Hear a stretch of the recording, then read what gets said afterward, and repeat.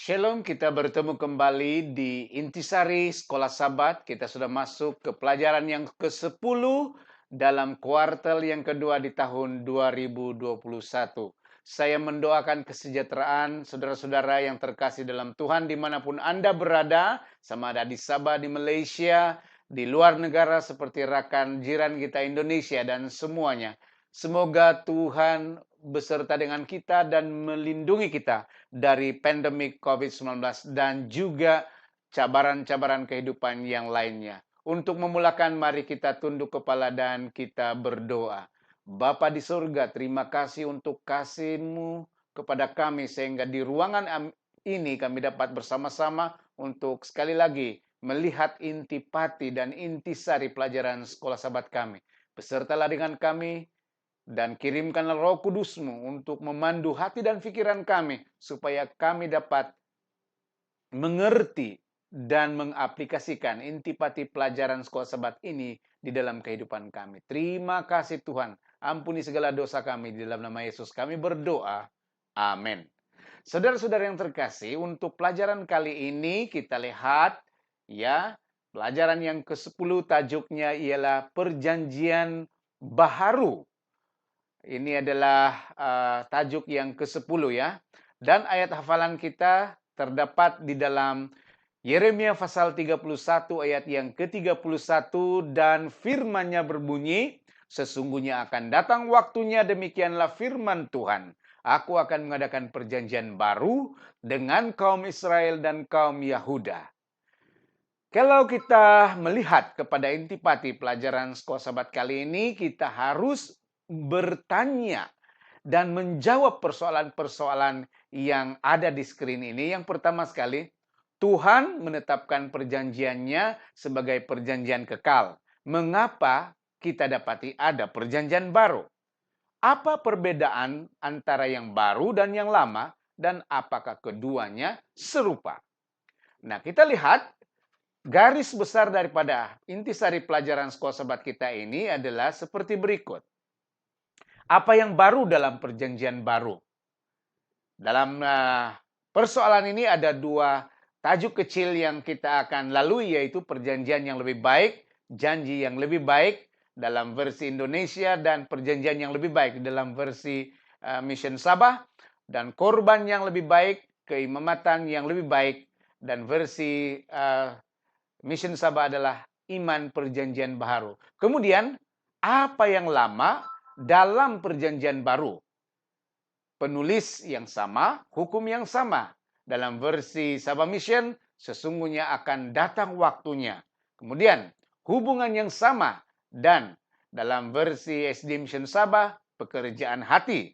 Dan tujuan yang sama, versi Sabah SD Mission Sabah adalah perjanjian lama dan perjanjian baharu. Setelah kita melalui ke semua bahagian ini, kita dapat mengerti dengan jelas intipati pelajaran sekolah sahabat kita sepanjang minggu ini.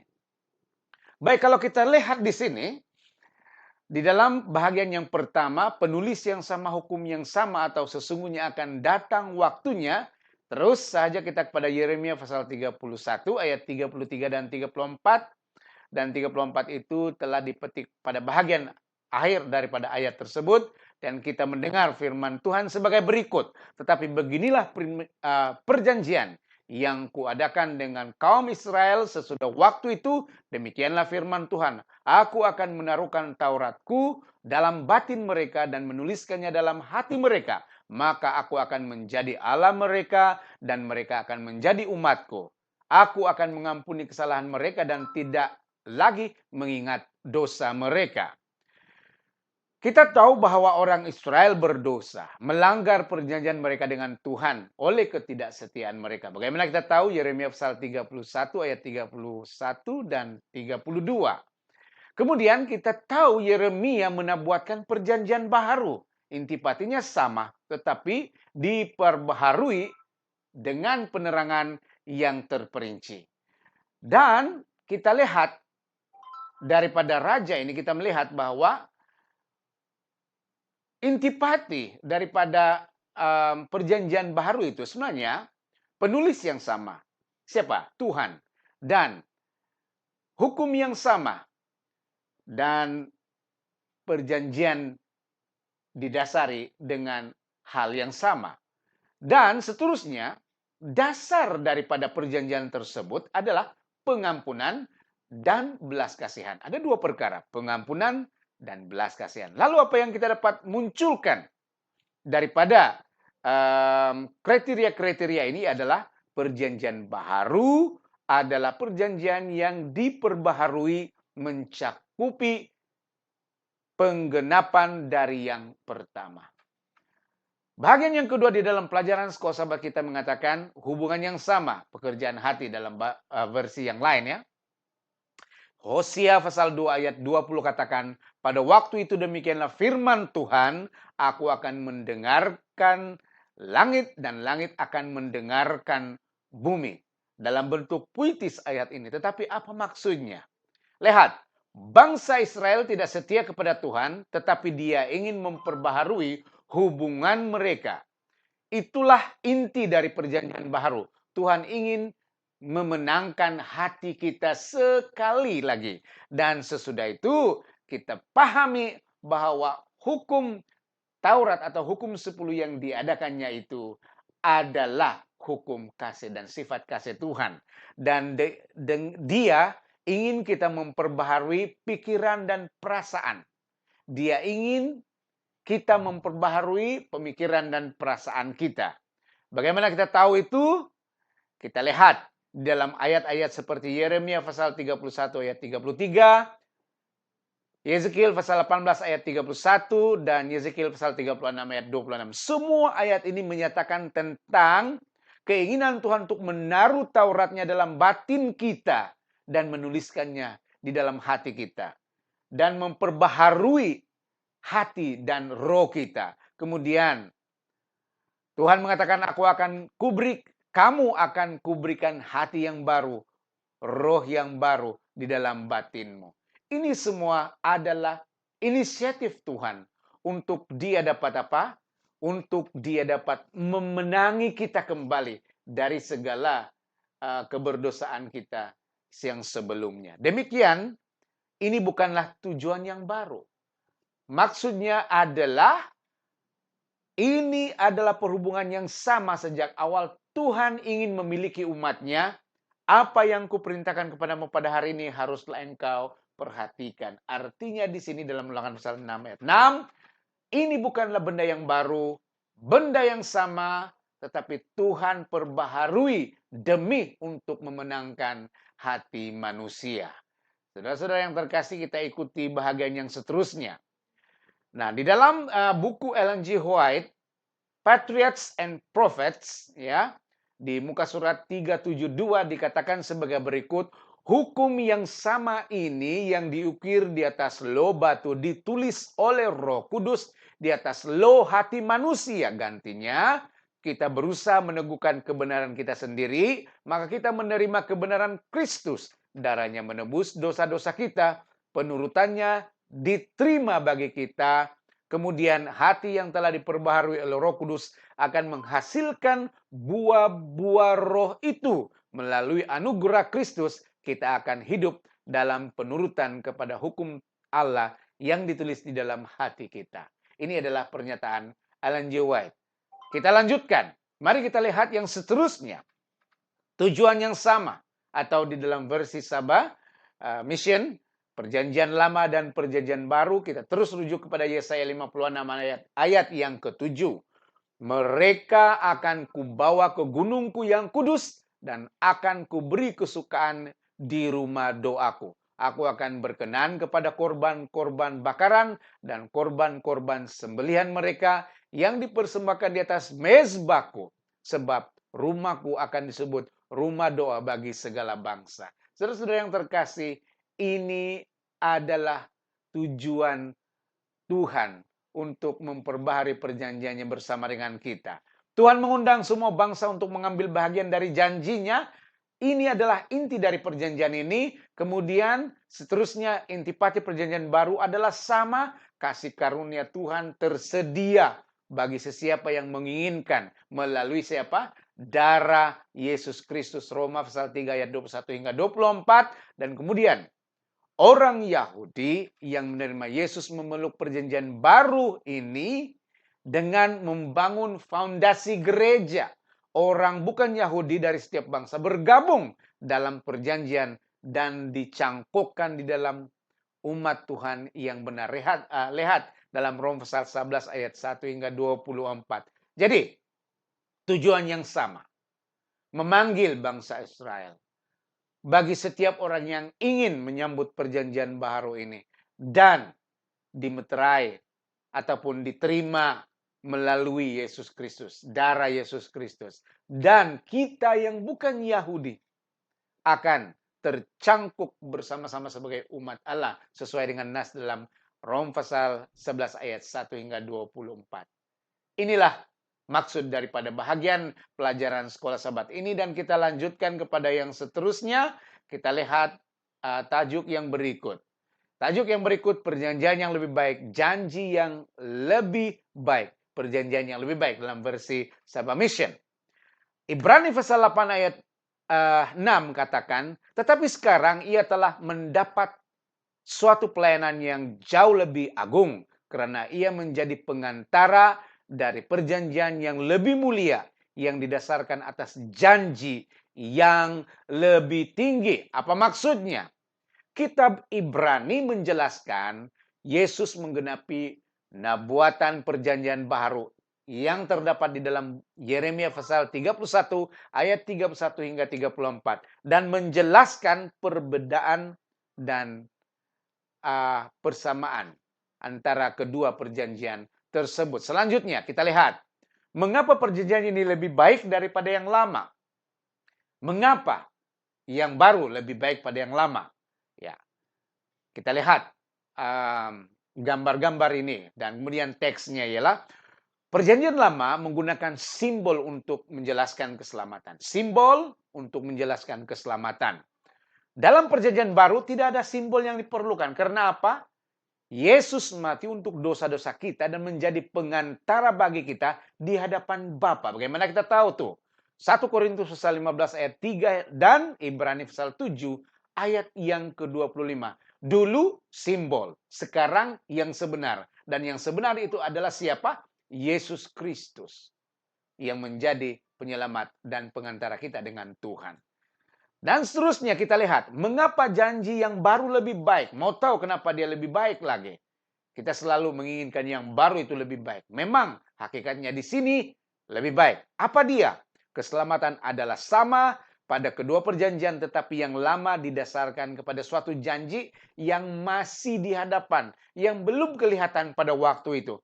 Perjanjian baru didasarkan kepada janji yang telah digenapi di dalam Kristus. Ibrani pasal 9 ayat 11 hingga 12. Apa artinya? Dulu mereka tidak dapat mengenal apa maksud sebenar. Bukan tidak tahu, tetapi mereka sukar untuk memahami. Bagi kita yang hidup setelah kegenapan daripada pengorbanan Yesus di kayu salib, kita mengerti benar tentang perjanjian baru yang dimaksudkan ini. Saudara-saudara yang terkasih sekalian, kita masuk kepada bahagian yang seterusnya, korban yang lebih baik, keimamatan yang lebih baik. Imam perjanjian baru. Sebentar tadi kita telah membacakan beberapa ayat yang dirujuk bahwa perjanjian baru itu berintipatikan Yesus Kristus. Dan di bagian ini, Ibrani pasal 2 ayat 17 katakan, sebab itu maka dalam segala hal ia harus disamakan dengan saudara-saudaranya supaya ia menjadi imam besar yang menaruh belas kasihan dan yang setia kepada Allah untuk mendamaikan dosa seluruh bangsa. Ini adalah berita yang baik. Pekerjaan yang Yesus lakukan selain daripada terkorban di atas kayu salib adalah menjadi apa? Disebutkan di situ sebagai imam besar. Imam besar yang mendamaikan dosa seluruh bangsa di hadapan Allah Bapa di surga. Dan seterusnya kita lihat. Ini adalah salib. Dan korban perjanjian lama sesungguhnya tidak dapat membersihkan dosa.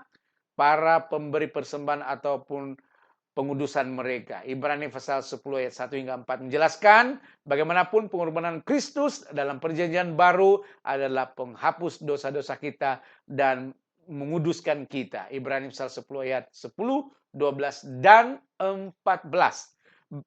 Begitu pula ada iman dalam perjanjian lama yang tidak sempurna dan harus diganti oleh generasi berikutnya. Apa dia?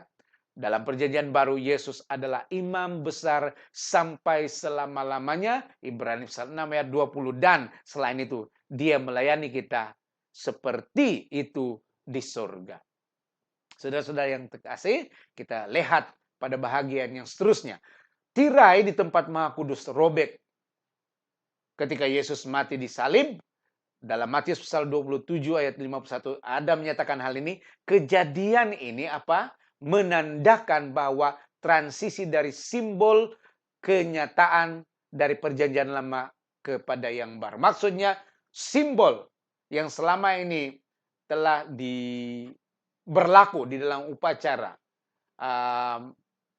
korban di zaman perjanjian lama telah bertukar menjadi real, yaitu di dalam Yesus Kristus. Ketika Yesus mati di atas kayu salib, itu sebabnya robeklah tirai yang memisahkan tempat suci dan maha suci di dalam Ka'bah di waktu itu. Baik, kita teruskan pada bahagian yang seterusnya. Sebelum itu, Patriots and Prophets, sekali lagi, tulisan Ellen G. White dalam muka surat 370, sekalipun perjanjian ini diadakan dengan Adam dan diperbaharui dengan Abraham, itu tidak dapat disahkan sampai kematian Kristus. Itu telah ada oleh janji Allah semenjak dinyatakannya penebusan manusia untuk pertama kali.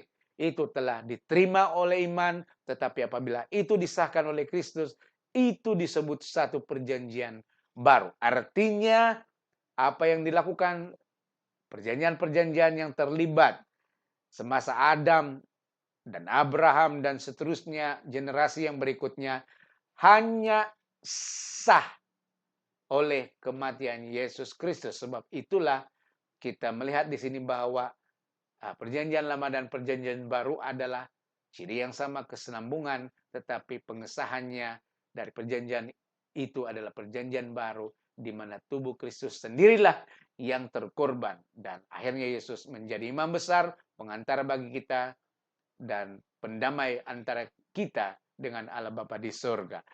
Baik, seterusnya apa dia?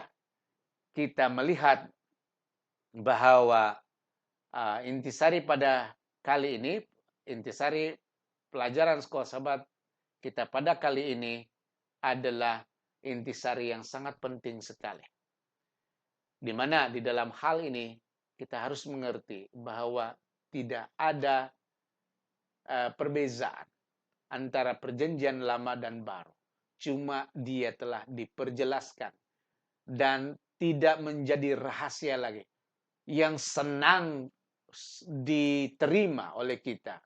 Karena segala perjanjian lama telah digenapkan di dalam Yesus Kristus. Dan perjanjian ini tetap kekal bagi setiap manusia sampai kedatangan Yesus yang kedua kali. Dan apa yang kita perlu lakukan adalah supaya kita memegang perjanjian yang baru ini. Sebab kalau perjanjian baru ini pun kita tidak pegang juga, artinya tidak ada lagi perjanjian Tuhan yang baru yang dapat menyelamatkan kita daripada kemusnahan oleh sebab dosa-dosa yang kita lakukan di atas muka bumi ini. Semoga intisari pembelajaran sekolah sahabat pada kali ini membawa arti yang lebih mendalam kepada Anda untuk memahami. Terima kasih kepada penyediaan bahan yang sudah tersedia di dalam versi bahasa Inggris dan diterjemah dalam bahasa Indonesia, dan saya telah edit semula disesuaikan dengan penerbitan pelajaran sekolah sahabat SDA Mission Sabah. Sampai kita berjumpa lagi, Tuhan memberkati. Dan untuk menutupnya, mari sekali lagi kita berdoa untuk menutup pelajaran sekolah sahabat kita. Mari kita berdoa. Bapa di surga, dimuliakanlah namamu oleh sebab kasih-Mu yang begitu besar. perjanjianmu yang kekal, perjanjianmu yang engkau telah perbaharui, dan engkaulah yang telah mengambil inisiatif untuk membawa manusia yang berdosa ini supaya tertarik kepada engkau dan untuk mengambil bahagian di dalam perjanjian ini. Tuhan, tolong kami, kuatkan kami supaya kami kekal setia kepada perjanjian ini, yaitu perjanjian baru Tuhan, perjanjian kasih dan perjanjian penyelamatan ini. Dan kiranya engkau memberkati seluruh anggota gereja, baik yang ada di Sabah, Malaysia, dan di luar negara, dan seluruh pendengar Intisari ini, supaya mereka diberkati, dan ketika mereka menjalani kehidupan sehari-hari, engkau sentiasa berserta mereka dengan dakapan kasih-Mu. Terima kasih Tuhan, di dalam nama Yesus kami berdoa dan mengucapkan syukur. Amin. Sampai kita berjumpa lagi. Shalom.